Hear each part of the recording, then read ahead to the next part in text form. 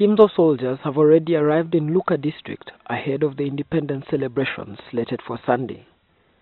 Under the hot sun, they stamp their boots and twist their necks in preparations for the marching that's due for Sunday. Yet, just under 2 miles away, the pupils of 60-year-old Buyemba Primary School are humming and learning unisons at the nation's anthem.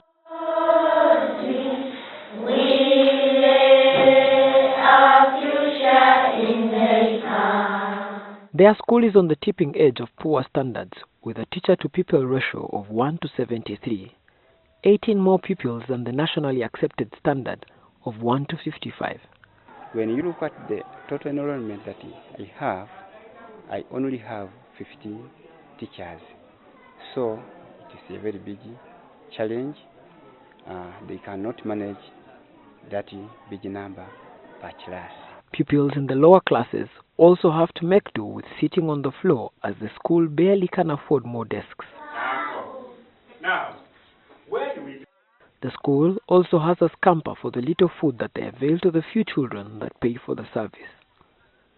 Others, like this one, are forced to eat sugarcane, the commonly grown crop in the district, for lunch. This school, they don't have meals. So teaching a pupil when he is very hungry, really, however much you can do the best, you cannot expect him or her to get what you are teaching him. In this classroom, primary 7 pupils write their district mock examinations.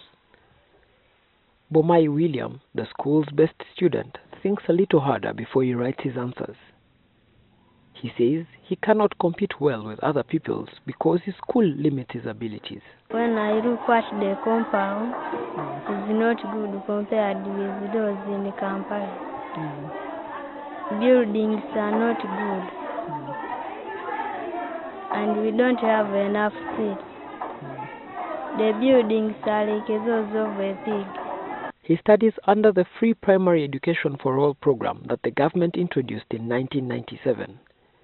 About 8 million children are enrolled under universal primary education this year, but the program in recent years has come under sharp criticism for the quality of education it provides.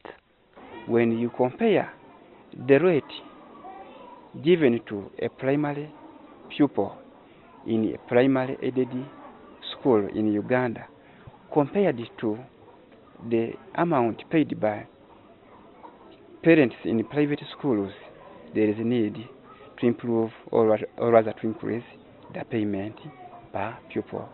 The pupils of Buyemba Primary School, like many other Ugandans, lay their future in the hands of this nation. But as we celebrate our 54th independence, their education standards raise worry whether they will actually get the future that they need. A recent report by government itself damned the situation when they found that only 2 in 10 teachers could solve a basic math problem and read basic comprehension of English. The whole class. Girls alone. The district education officer says the district, despite the hardships, is slowly improving. The previous years has been a bit poor, but it has gone on improving. Many pupils like Bomai that cannot afford the expensive education in private schools settle for UPE that accords them an education. We are going to do the same examination as with those in Kampala. So,